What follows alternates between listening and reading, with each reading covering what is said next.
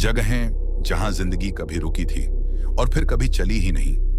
उत्तर प्रदेश के एक छोटे से जिले में घने खेतों और सुनसान रास्तों के बीच बसा है नरौली रेलवे स्टेशन। आज यह स्टेशन सूना पड़ा है। कोई प्लेटफॉर्म टिकट नहीं बेचता, कोई चाय वाला नहीं पुकारता, सिर्फ हवा चलती है।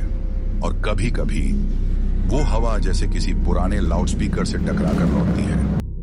ट्रेन नंबर 147 डाउन नरौली पहुंचने वाली है, लेकिन सच्चाई ये है, उस प्लेटफॉर्म पर किसी ट्रेन ने पिछले 22 सालों से कदम नहीं रखा। हल्का ट्रेन की दूर से आती आवाज, फिर अचानक सन्नाटा। कहानी शुरू होती है 1998 की एक रात से। मॉनसून का मौसम था, बादलों से आसमान भरा हुआ। रेलवे लाइन पर ड्यूटी पर था सतीश मिश्रा, स्टेशन मास्टर। उस रात की आखिरी ट्रेन लखनऊ पैसेंजर 10:35 पर गुजरने वाली थी, लेकिन ट्रेन नहीं आई और सतीश मिश्रा भी कभी घर नहीं पहुंचा। हवा तेज होती है, लाइट्स के झिलमिलाने की आवाज। सुबह लोगों ने देखा स्टेशन का मेन दरवाजा खुला था। अंदर टेबल पर पड़ा था एक अधूरा रजिस्टर जिसमें लिखा था ट्रेन नंबर 147 डाउन स्टेशन पार कर चुकी है।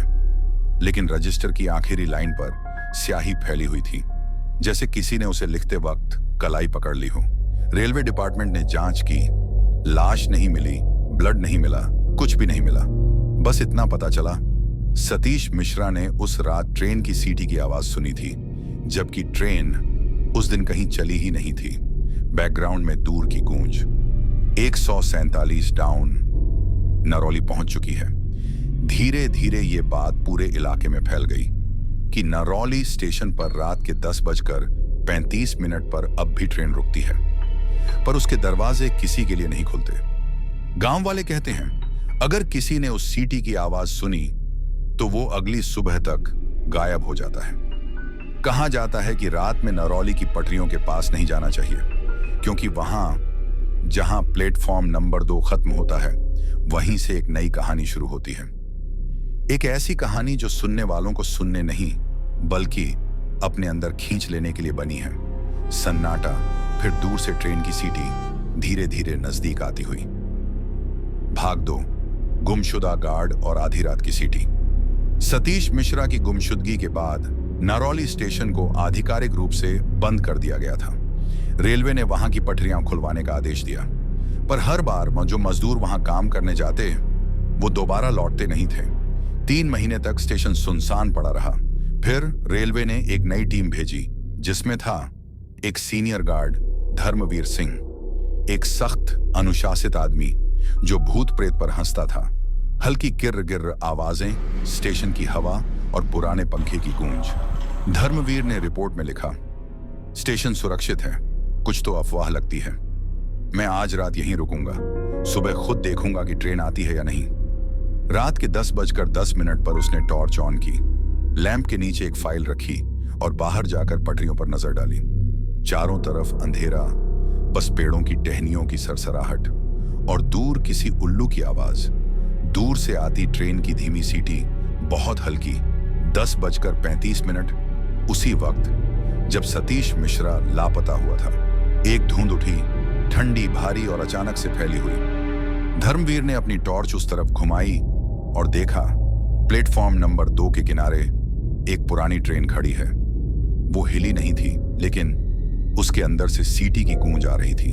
वो आवाज इतनी अजीब थी जैसे किसी ने ट्रेन के अंदर बैठकर सीटी अंदर की तरफ बजाई हो। धीमी धातु जैसी कराह, पहियों के रगड़ने की आवाज। धर्मवीर प्लेटफॉर्म के करीब गया। डिब्बों की खिड़कियों पर धूल जमी थी, पर एक शीशे पर अंदर से किसी ने उंगलियों के निशान बनाए हुए थे। 4 उंगलियां और बीच में एक अजीब सा लंबा निशान, जैसे किसी जानवर का पंजा हो। धर्मवीर ने कांपती आवाज में कहा, कौन है वहां? कोई जवाब नहीं, सिर्फ सीटों के नीचे से आती खड़खड़ाहट। और फिर डिब्बे का दरवाजा अपने आप खुल गया। दरवाजे की छीं छीं, फिर एक लंबा सन्नाटा। सुबह गांव वालों ने देखा प्लेटफॉर्म पर धर्मवीर का बैग पड़ा था, जिसमें उसकी ड्यूटी रिपोर्ट अधूरी थी। आखिरी लाइन में लिखा था 147 डाउन आ चुकी है, और उसके नीचे धर्मवीर का नाम आधा लिखा था। बाकी कागज पर जली हुई स्याही। लोग कहते हैं हर पूर्णिमा की रात वो ट्रेन फिर से नरौली स्टेशन पर रुकती है। उसके दरवाजे खुलते हैं और जो भी उसे देख लेता है वो दोबारा सुबह तक नहीं दिखता। कहते हैं धर्मवीर का साया आज भी प्लेटफॉर्म पर खड़ा रहता है, हाथ में लाल लालटेन लिए, जैसे किसी ट्रेन का इंतजार कर रहा हो जो शायद कभी वहां से गुजरी ही नहीं। दूर से ट्रेन की सीटी और किसी के कदमों की आवाज धीरे धीरे पास आती हुई। सतीश मिश्रा की गुमशुदगी के बाद नरौली स्टेशन को आधिकारिक रूप से बंद कर दिया गया था। रेलवे ने वहां की पटरियां खुलवाने का आदेश दिया, पर हर बार जो मजदूर वहां काम करने जाते वो दोबारा लौटते नहीं थे। 3 महीने तक स्टेशन सुनसान पड़ा रहा। फिर रेलवे ने एक नई टीम भेजी जिसमें था एक सीनियर गार्ड धर्मवीर सिंह, एक सख्त अनुशासित आदमी जो भूत प्रेत पर हंसता था। हल्की किर्र किर्र आवाजें, स्टेशन की हवा और पुराने पंखे की गूंज। धर्मवीर ने रिपोर्ट में लिखा, स्टेशन सुरक्षित है, कुछ तो अफवाह लगती है। मैं आज रात यहीं रुकूंगा, सुबह खुद देखूंगा कि ट्रेन आती है या नहीं। रात के 10:10 पर उसने टॉर्च ऑन की, लैंप के नीचे एक फाइल रखी और बाहर जाकर पटरियों पर नजर डाली। चारों तरफ अंधेरा, बस पेड़ों की टहनियों की सरसराहट और दूर किसी उल्लू की आवाज। दूर से आती ट्रेन की धीमी सीटी, बहुत हल्की। 10:35, उसी वक्त जब सतीश मिश्रा लापता हुआ था, एक धुंध उठी, ठंडी, भारी और अचानक से फैली हुई। धर्मवीर ने अपनी टॉर्च उस तरफ घुमाई और देखा प्लेटफॉर्म नंबर 2 के किनारे एक पुरानी ट्रेन खड़ी है। वो हिली नहीं थी, लेकिन उसके अंदर से सीटी की गूंज आ रही थी। वो आवाज इतनी अजीब थी जैसे किसी ने ट्रेन के अंदर बैठकर सीटी अंदर की तरफ बजाई हो। धीमी धातु जैसी कराह, पहियों के रगड़ने की आवाज। धर्मवीर प्लेटफॉर्म के करीब गया। डिब्बों की खिड़कियों पर धूल जमी थी, पर एक शीशे पर अंदर से किसी ने उंगलियों के निशान बनाए हुए थे। 4 उंगलियां और बीच में एक अजीब सा लंबा निशान, जैसे किसी जानवर का पंजा हो। धर्मवीर ने कांपती आवाज में कहा, कौन है वहां? कोई जवाब नहीं, सिर्फ सीटों के नीचे से आती खड़खड़ाहट। और फिर डिब्बे का दरवाजा अपने आप खुल गया। दरवाजे की छी छी, फिर एक लंबा सन्नाटा। सुबह गांव वालों ने देखा प्लेटफॉर्म पर धर्मवीर का बैग पड़ा था, जिसमें उसकी ड्यूटी रिपोर्ट अधूरी थी। आखिरी लाइन में लिखा था 147 डाउन आ चुकी है, और उसके नीचे धर्मवीर का नाम आधा लिखा था, बाकी कागज पर जली हुई स्याही। लोग कहते हैं हर पूर्णिमा की रात वो ट्रेन फिर से नरौली स्टेशन पर रुकती है। उसके दरवाजे खुलते हैं और जो भी उसे देख लेता है वो दोबारा सुबह तक नहीं दिखता। कहते हैं धर्मवीर का साया आज भी प्लेटफॉर्म पर खड़ा रहता है, हाथ में लाल लालटेन लिए, जैसे किसी ट्रेन का इंतजार कर रहा हो जो शायद कभी वहां से गुजरी ही नहीं। धर्मवीर की गुमशुदगी के बाद रेलवे ने नरौली स्टेशन को स्थायी रूप से सील कर दिया। दरवाजे पर ताला लगाया गया और लोहे की प्लेटें वेल्ड कर दी गईं।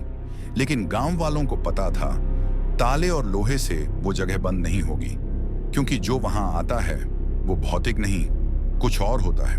हल्का हवा का बहाव, पत्तों की सरसराहट, दूर से ढोल की धीमी आवाजें। नरौली गांव में लोग रात के बाद बाहर नहीं निकलते थे। हर घर में दरवाजे पर नींबू मिर्च लटकाई जाती और खिड़कियों पर काली राख की लकीरें खींची जाती। कहते हैं ये सब सतीश मिश्रा की आत्मा से बचने के लिए किया जाता है। गांव के बुजुर्गों में से एक रामचरण बाबा अक्सर कहा करते थे, वो स्टेशन अब रास्ता नहीं रहा, वो दरवाजा बन चुका है, और उस दरवाजे से जो भीतर जाता है वो इस दुनिया का नहीं रह जाता। पुरानी हवा में लटकती घंटियों की आवाज। एक दिन कुछ कॉलेज के लड़के शहर से वहां आए। कहते हैं वो YouTube के लिए हॉन्टेड प्लेस वीडियो शूट करने वाले थे। कैमरे, ड्रोन, माइक सब साथ लाए थे। गांव वालों ने बहुत समझाया, बेटा रात के 10 के बाद वहां मत जाना, जो गया वो कभी लौट के नहीं आया। लेकिन उन्होंने हंसकर कहा, भूत वूत कुछ नहीं होता बाबा, डर फैलाने की बात है। रामचरण बाबा ने आखिरी बार चेतावनी दी, अगर ट्रेन की सीटी सुनो तो पीछे मत देखना, और अगर कोई तुम्हारा नाम लेकर बुलाए तो समझना वो इंसान नहीं है। तेज होती हवा, कहीं दूर लोहे के दरवाजे के हिलने की आवाज। उसी रात 10:15 पर लड़के नरौली स्टेशन पहुंचे। चारों तरफ अंधेरा, लेकिन उनके कैमरों की लाइट्स सब रिकॉर्ड कर रही थीं। दीवारों पर पुराने नोटिस चिपके थे, क्लोज्ड बाय रेलवे बोर्ड 2002, और नीचे धुंधले अक्षरों में लिखा था अनसेफ आफ्टर सनसेट। उन्होंने हंसते हुए कैमरे की तरफ बोला, देखिए दोस्तों, हम हैं नरौली स्टेशन पर, जहां कहा जाता है कि रात में ट्रेन रुकती है। अचानक कैमरे की ऑडियो में सीटी की गूंज सुनाई देती है, धीमी पर साफ। एक लड़के ने कहा, साउंड रिकॉर्डर ऑन है ना? ये सीटी कहां से आई? दूसरे ने कैमरा घुमाया, पर स्क्रीन पर कुछ नहीं था, बस सामने की धुंध में एक हल्की सी परछाई, ऐसी जैसे कोई लालटेन लेकर खड़ा हो। धीमी सांसें, कैमरे के फोकस एडजस्ट होने की आवाज। वो परछाई धीरे धीरे प्लेटफॉर्म की तरफ बढ़ी और अचानक कैमरा हैंग हो गया। रिकॉर्डिंग वहीं बंद हो गई। टाइम स्टैम्प था 10:35 रात का। अगली सुबह गांव के लोग स्टेशन के बाहर पहुंचे तो जमीन पर पड़े थे 4 कैमरे, एक ड्रोन और मिट्टी में बने कुछ अजीब से गहरे निशान। लड़के कहीं नहीं थे। रामचरण बाबा ने बस इतना कहा, जो स्टेशन को मजाक समझेगा वो खुद मजाक बन जाएगा। कहते हैं उसी रात किसी ने अपने मोबाइल में एक वीडियो क्लिप पाई जिसमें ट्रेन की आवाज आ रही थी और स्क्रीन के कोने में धर्मवीर की लालटेन। नरौली की कहानियां दूर दूर तक फैल चुकी थीं, पर जहां डर ज्यादा गहरा होता है वहां जिज्ञासा भी उतनी ही तेज होती है। इसी जिज्ञासा के साथ आई थी रीना मेहता, एक पत्रकार जो डर को कहानी नहीं सबूत मानती थी। रीना का कहना था, हॉन्टेड मॉन्टेड किसी भी तरह की सुरंग नहीं है। मेरे पास कैमरे हैं, रिकॉर्डर हैं और सवाल हैं। मैं सच निकाल कर रहूंगी।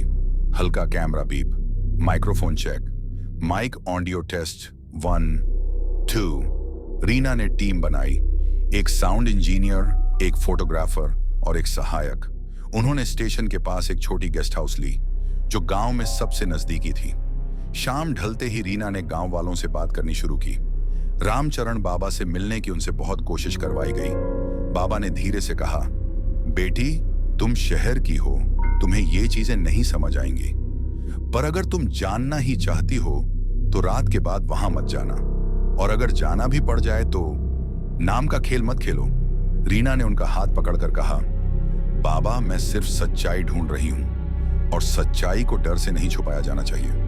कागजों के पलटने की आवाज, पुरानी अखबार की क्लिप उतारी जाती है। गांव के एक पुराने अलमारी से रीना को एक पुरानी कटिंग मिली। तारीख 10 जुलाई 1953। उसमें लिखा था, नरौली पुल पर मेल ट्रेन 147 दुर्घटनाग्रस्त, 68 जने मरे।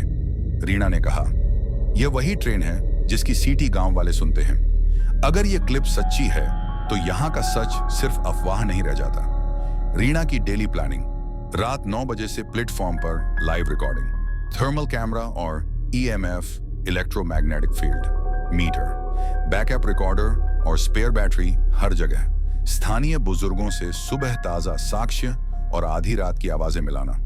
रात का समय, धीमी पवन की सरसराहट, कैमरा लेंस की झपक। रीना और टीम ने स्टेशन के बाहर अपना बेस बनाया। कैमरे, माइक, 3 पॉड्स और एक छोटा लैपटॉप जिस पर रिकॉर्डिंग लाइव दिखाई जा रही थी। सब कुछ तकनीकी रूप से परफेक्ट लग रहा था, पर जैसे जैसे रात गहराती वहां की हवा भी बदली, हल्की सी ठंडी, जैसे कोई पुरानी याद लौट कर आई हो। 9:45 रात को साउंड इंजीनियर ने बताया कि माइक्रोफोन बैकग्राउंड में कुछ बहुत हल्की फ्रीक्वेंसी पकड़ रहा है, एक तरह की कम आवृत्ति वाली गूंज। रीना ने कहा, इसे रिकॉर्ड करो, दोहराओ मत, हम इसे बाद में स्पेक्ट्रम पर देखेंगे। रिकॉर्डिंग की धीमी बीप, फिर एक रिकॉर्डेड पैटर्न, हल्की हल्की सांसें और एक दूरी की सीटी। 10:02 रात एक स्थानीय किसान स्टेशन के ऊपर से गुजर रहा था। उसने रीना से कहा, पीछे पैरों के निशान देखे हैं 2 दिन पहले, जो जमीन में गहरे गए थे, रास्ते के पास से सीधा प्लेटफॉर्म तक। शाम को मैं गया तो वो निशान गहरे और ताजा लग रहे थे। रीना ने फोटोग्राफर से कहा, पहुंच कर देखो, हर निशान तस्वीरों में आना चाहिए। फोटोग्राफर लौटा और बोला, ये निशान इंसानी नहीं लग रहे, एक नियमित पैटर्न है, जैसे 4 उंगलियां और बीच में एक लंबा खरोंच। नजदीकी सूक्ष्म साउंड, मिट्टी में कदमों की हल्की खड़खड़ाहट, फिर सन्नाटा। 10 8:28 टीम की निगरानी पर अचानक थर्मल कैमरे पर एक ठंडी स्पॉट दिखाई दी, प्लेटफॉर्म के उसी कोने पर जहां स्टेशन का पुराना नोटिस पेना हुआ था। तापमान अचानक गिरकर -6 दिखा। रीना ने कानों में हेडफोन लगाया, साउंड क्लिप को झूम किया और वहां बहुत कम मात्रा में एक ट्रेन सीटी की तान बंधी हुई थी। रीना ने कांपती आवाज में कहा, "यह वही टाइम स्टैंप है, 10:35। रिकॉर्ड कर रहे हो सब?" साउंड इंजीनियर ने माना, "हाँ, रिकॉर्डिंग ऑन है।" अचानक कैमरा स्क्रीन पर एक हल्की सी परछाई गुजरती है। रिकॉर्डर्स पर एक शॉर्ट स्पाइक, अंगूठे का निशान या कोई छाप। टीम ने देखा कि प्लेटफॉर्म के किनारे एक पुराना कटआउट नोटिस ज्यों का त्यों घूम रहा है, जैसे किसी ने उसे अंदर से धक्का दिया हो। रीना ने धीमे से कहा, "अगर ये सादा हवा नहीं है तो हम इसे सबूत बनाकर दुनिया को दिखाएंगे।" पर तभी 10:35 के ठीक पहले कैमरा की बैटरी अचानक डाउन हो गई और एक सेकंड के लिए स्क्रीन काली हुई। जब कैमरा ऑन हुआ तो स्क्रीन के कोने में एक धुंधली सी लाल लैंप की परछाई थी और रिकॉर्डिंग टाइम स्टैम्प थमकर 10:35 पर अटक गया। रीना ने उस पल की आखिरी फ्रेम्स को अपने दिल में कैद कर लिया और वह जानती थी कि जो दिखा वह सिर्फ शुरुआत थी। उस रात की रिकॉर्डिंग एक ऐसी फाइल बनी जो बाद में सारा शहर सुनने वाला था, पर उस फाइल के अगले हिस्से तक पहुंच किसी के बस की बात नहीं थी। नरौली स्टेशन पर उस रात सन्नाटा मानो जमीन के नीचे तक उतर चुका था। हवा ठंडी थी, लेकिन उसमें कुछ और था, एक अजीब सी गंध, जैसे पुरानी लोहे की पटरियों से खून रिस रहा हो। पत्रकार रीना मेहता और उनकी टीम ने कैमरे सेट किए। रीना को भूतों पर यकीन नहीं था। उसने कहा, "हम सबूत लाएंगे कि ये सब बस लोक कथाएं हैं, कुछ नहीं।" लेकिन गांव वाले दूर से ही देख रहे थे। उनमें से किसी की हिम्मत नहीं थी स्टेशन की सीमा पार करने की। रिकॉर्डर ऑन होता है, बीप की आवाज।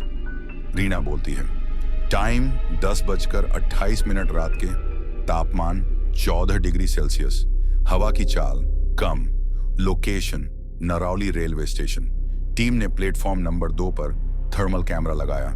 स्क्रीन पर सब कुछ नॉर्मल था, बस एक कोना जहां तापमान अचानक -6 डिग्री दिखा। रीना ने कैमरा झूम किया, पर वहां कुछ नहीं था, सिर्फ हवा में हिलती लाल बत्ती और दीवार पर धूल से उभरा एक पुराना नंबर 147। धीरे से ट्रेन की बहुत दूर की सीटी, फिर फुसफुसाहट। साउंड इंजीनियर ने कहा, "माइक कुछ पकड़ रहा है, किसी के कदमों जैसी आवाजें।" रीना ने रिकॉर्डर उठाया, "कदमों की? लेकिन यहां तो कोई नहीं।" कैमरे की लाइट झपकी और उसी पल प्लेटफॉर्म के छोर पर किसी ने लालटेन उठाई। धीरे धीरे वो रोशनी पास आने लगी। कोई आदमी नहीं दिखा, बस वो लालटेन हवा में तैर रही थी। हवा तेज, कैमरा बीप करता हुआ, टीम के डर की हल्की सांसें। रीना ने कहा, "फोकस करो उस लाइट पर।" लेंस के जरिए दिखाई दिया लालटेन के पीछे एक धुंधला सा चेहरा।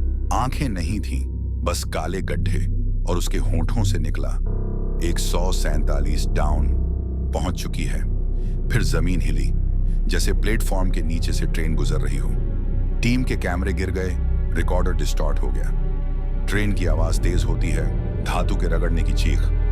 रीना ने भागते हुए प्लेटफॉर्म छोड़ने की कोशिश की, पर स्टेशन के गेट पर लगा वेल्डेड दरवाजा खुल चुका था।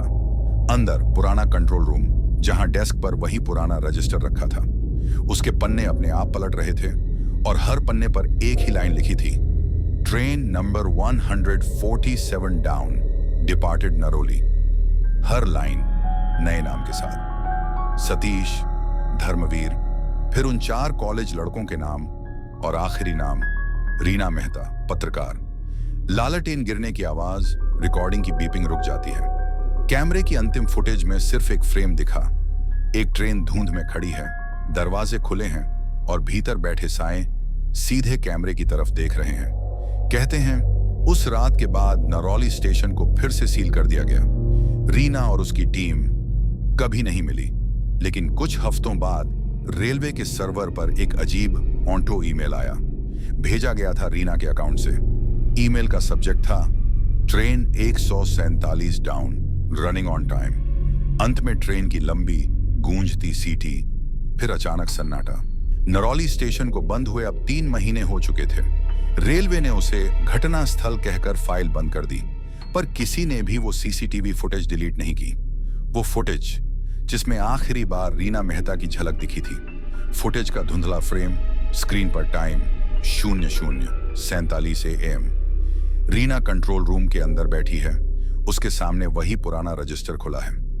हवा नहीं है पर पन्ने खुद ब खुद हिल रहे हैं। वो बोलती है, अगर ये सब सच है तो कोई ट्रेन अब भी चल रही है। फिर कैमरा हिलता है, रीना उठती है, बाहर जाती है और प्लेटफॉर्म पर एक ट्रेन खड़ी है, बिना इंजन की, बिना आवाज की। बस कोच के अंदर हल्की नीली रोशनी। धीरे धीरे कैमरा कोच के अंदर जाता है। हर सीट पर कोई ना कोई बैठा है, लेकिन सबके चेहरे धुंधले। रीना फुसफुसाती है, क्या ये सब मृतक हैं? एक बुजुर्ग आदमी सिर उठाता है, उसके चेहरे पर आधा जला हुआ मास्क है। वो बुदबुदाता है, हम सब लौट रहे हैं वहीं जहां ट्रेन छूटी थी। रीना डर के बावजूद आगे बढ़ती है। अगले डिब्बे में वो 4 कॉलेज लड़के बैठे हैं, जिनकी लाशें 3 साल पहले मिली थीं रेल की पटरियों के पास। रीना कांपती है। तुम? उनमें से एक मुस्कुराता है, तुम्हें भी टिकट मिल चुका है दीदी। ट्रेन की हल्की झटके की आवाज और अचानक इंजन की सीटी जो असली नहीं लगती। बाहर कैमरे का टाइम अब 12:01 सुबह दिखा रहा है। Train number 147 down, departure Naroli. Train धीरे धीरे धुंध में घुसने लगती है। रीना पीछे भागती है, लेकिन दरवाजा बंद हो चुका है। अंदर हर चेहरा अब उसकी तरफ देख रहा है। और फिर एक चमक, कैमरा बंद, रिकॉर्डिंग खत्म। AIM BYB धीरे। 3 महीने बाद रेलवे के एक पुराने रिटायर्ड अफसर ने वो फुटेज देखा। उसने कहा, 147 डाउन कोई सामान्य ट्रेन नहीं थी। वो 1953 की दुर्घटनाग्रस्त मेल ट्रेन थी जो नरौली पुल पर गिर गई थी। उसमें 68 यात्री मारे गए थे। उसके बाद हर साल उसी तारीख पर स्टेशन की पटरियों पर 147 डाउन की सीटी सुनाई देती है। पर रेल विभाग ने इस रूट को 1972 में ही बंद कर दिया था। धीरे हवा की गूंज, स्टेशन की पटरियां अपने आप कंपन करने लगती हैं। अंतिम फ्रेम में दिखता है रात का सन्नाटा। लाल बत्ती धीमे धीमे चमकती है और कैमरा झूम करता है एक धातु के बोर्ड पर, जहां लिखा है train 147 down, always on time, AIM BYB। धीरे, एक रहस्यमय मुस्कान के साथ, शायद अब भी किसी रात अगर तुम नरौली स्टेशन के पास से गुजरो तो कान मत लगाना पटरियों से, क्योंकि जो आवाज सुनाई दे वो शायद अगली सवारी का नाम पूछ रही हो। नरौली स्टेशन को बंद हुए अब 6 महीने बीत चुके थे। रेलवे ने उस जमीन को बेचने का फैसला किया, लेकिन उसी रात रेलवे सर्वर में एक पुरानी फाइल अपने आप सक्रिय हुई। नाम था रीना मेहता ऑडियो 1 MP3। पुराने टेप जैसी बीप, फिर धीमी सांसें। रीना की आवाज थकी हुई, कांपती हुई। अगर कोई ये सुन रहा है तो इसका मतलब है कि मैं अब भी जिंदा हूं, या शायद किसी और रूप में। ये ट्रेन 147 डाउन सिर्फ मरने वालों की नहीं है, ये उन लोगों की भी है जो सच जानने की कोशिश करते हैं। मैंने देखा है वो सब जिनके नाम इस रजिस्टर में थे, और अब इसमें मेरा नाम भी है। धीरे धीरे ट्रेन के चलने की आवाज सुनाई देती है। हर डिब्बे में कोई बैठा है, कोई जो अपनी गलती नहीं भूल पाया, कोई जिसने किसी को अधूरा छोड़ दिया। यहां कोई समय नहीं है, बस इंतजार है अगले यात्री का। अगर कोई इस रिकॉर्डिंग को पाए तो स्टेशन से दूर रहना, क्योंकि 147 डाउन अब सिर्फ लोगों के सपनों में चलती है। रिकॉर्डिंग डिस्टॉर्ट होने लगती है, पर एक आखिरी लाइन साफ आती है, और अगर कभी रात के सन्नाटे में ट्रेन की सीटी सुनो तो पीछे मुड़कर मत देखना, क्योंकि जो देख लेता है वो फिर कभी सुबह नहीं देख पाता। रिकॉर्डिंग खत्म होती है, फिर सिस्टम लॉग दिखता है, file deleted, Reena Mehta audio 11 M3, user unknown. कहानी यहीं खत्म होती है, या शायद यहीं से शुरू, क्योंकि 2 हफ्ते पहले एक स्थानीय पत्रकार ने दावा किया कि उसके फोन पर रात के 12:01 पर एक ऑडियो कॉल आई थी, और लाइन के उस पार रीना मेहता की आवाज थी।